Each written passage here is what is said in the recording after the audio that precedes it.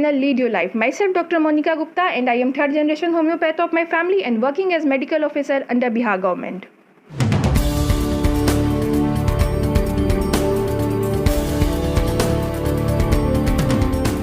मेरे सेटअप को देख के आप आश्चर्य में ना पड़े, क्योंकि मैं एक्चुअली इन दिनों कोविड-19 से संक्रमित हो चुकी हूं और अभी फ़िलहाल 14 डेज़ क्वारंटाइन में हूं। आप मेरे बैकग्राउंड में एक बेड देख पा रहे होंगे। कहने का मतलब है कि मैं क्वारंटाइन में 14 डेज़ हूं, लेकिन चूँकि एक डॉक्टर का फ़र्ज़ बनता है कि वो अपने पेशेंट्स को देखे, अपने पेशेंट्स के प्रॉब्लम को सॉर्ट आउट करे, तो ये मेरा भी फ़र्ज़ है कि मैं अपने पेशेंट्स के प्रॉब्लम को सॉर्ट आउट करूँ, किसी भी स्थिति में रहूँ तो मैं अभी जिस कंडीशन में हूँ, आशा करती हूँ कि आप इस कंडीशन सिचुएशनल जो ये कंडीशन बना है उस पर आप फोकस न करते हुए इस वीडियो के इन्फॉर्मेशन पर फोकस करेंगे और इस वीडियो को आगे शेयर करेंगे। तो इन्हीं सब बात को करते हुए जो आज का सवाल है जो पेशेंट्स मेरे से पूछे हैं वो ये है कि क्या प्रेग्नेंट लेडीज़ या लैक्टेटिंग मदर्स वैक्सीन्स ले सकती हैं या नहीं। ये सवाल मेरे कुछ पेशेंट्स के द्वारा आ रहे हैं जो लैक्टेटिंग मदर्स है, कुछ प्रेग्नेंट वुमेंस जो हैं वो पूछ रही हैं कि क्या मैं इन दिनों जो वैक्सीन्स चल रही हैं क्या मैं ले सकती हूँ। तो इसी सवाल का जवाब इस वीडियो में हम समझते हैं। तो आइए शुरू करते हैं।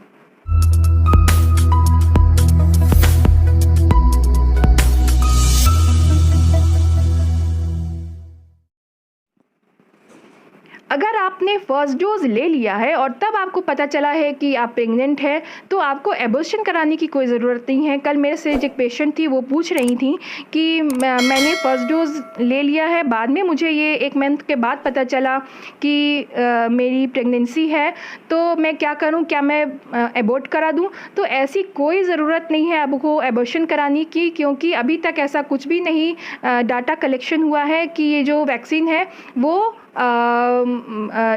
बच्चे में या फिटस में कोई डिफेक्ट क्रिएट कर रहा है या कुछ दिक्कत कर रहा है। ऐसा कहीं से भी ऐसा इन्फॉर्मेशन नहीं आ रहा है। तो आपको एबॉर्शन कराने की ज़रूरत नहीं है, आप प्रेगनेंसी को कंटिन्यू कर सकती हैं। अगर आप प्रेग्नेंट मदर हैं तो आप ये वैक्सीन नहीं लीजिए, ये कॉन्ट्राइंडिकेटेड है। क्यों? और सब जगह तो वैक्सीन्स ली जा रही हैं और भी देशों में ली जा रही हैं, लेकिन इंडिया में ऐसा प्रावधान नहीं है कि प्रेग्नेंट लेडीज़ और लैक्टेटिंग मदर्स में वैक्सीन दिया जा सके। क्यों नहीं है? ऐसा नहीं है कि वैक्सीन कुछ करता है, जाके फीटस को परेशान कर सकता है, उसे डिजीज़ कर सकता है, उसकी इम्यूनिटी को लो कर सकता है, ऐसा नहीं है। दिक्कत ये है कि जो डाटा है वो अवेलेबल नहीं है इंडिया के पास में, उस पर ज़्यादा ट्रायल्स नहीं हुए हैं, प्रेग्नेंट लेडीज़ पर ट्रायल्स नहीं हुए हैं, लैक्टेटिंग मदर्स पर ट्रायल्स नहीं हुए हैं।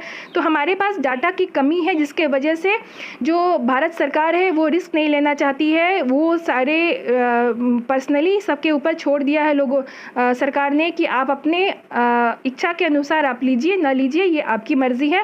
सरकार ये कन्विंस नहीं करती है, कॉन्ट्राइंडिकेट की हुई है कि आप ये वैक्सीन जो है वो प्रेगनेंसी के कंडीशन में और लैक्टेटिंग मदर्स जो हैं वो नहीं लें। तो आपको ये फॉलो करना है और जब आप प्रेग्नेंट हैं तो आप इसे ना लें। और अगर आप प्रेगनेंसी प्लान कर रही हैं, मतलब कि आप प्रेग्नेंट नहीं हैं, पहले से भी प्रेग्नेंट नहीं है, लेकिन आप प्लानिंग कर रही हैं प्रेग्नेंट होने की, तो आप वैक्सीन ले लीजिए। उसके बाद जो है आप 4 मंथ यानी कि करीब 1 से 1.5 महीने का वेट कीजिए और तब प्रेगनेंसी प्लान आप कर सकती हैं।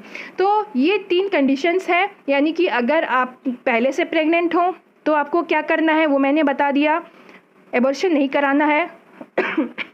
अगर आप प्रेगनेंसी कंटिन्यू कर रही हैं तो आपको क्या करना है, यानी कि आपको वैक्सीन नहीं लेनी है। इंडिया के कंडीशन में, इंडिया के रूल्स एंड रेगुलेशंस के हिसाब से अगर आप लैक्टेटिंग मदर्स हैं तो भी आपको वैक्सीन नहीं लेनी है, क्योंकि और सब जगह के गवर्नमेंट्स का कहना है कि ये बच्चे में कोई डिफेक्ट नहीं करता है, कोई प्रॉब्लम क्रिएट नहीं करता है।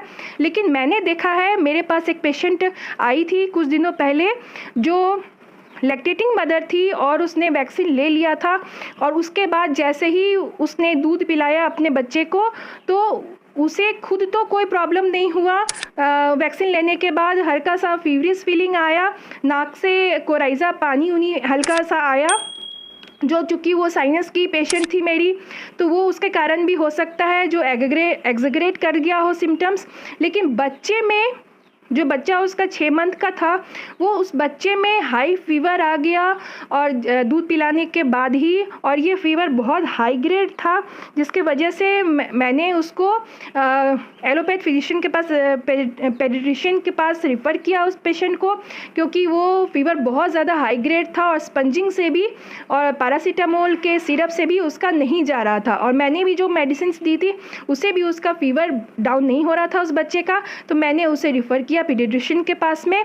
तो उसके बाद 1-2 दिन के बाद उस बच्चे का सुनने में आया कि वो रिलीफ है, अब बच्चा अब नॉर्मल कंडीशन में है, और वो फीवर इतना अधिक था कि उसका 103 से ऊपर फीवर चला गया था।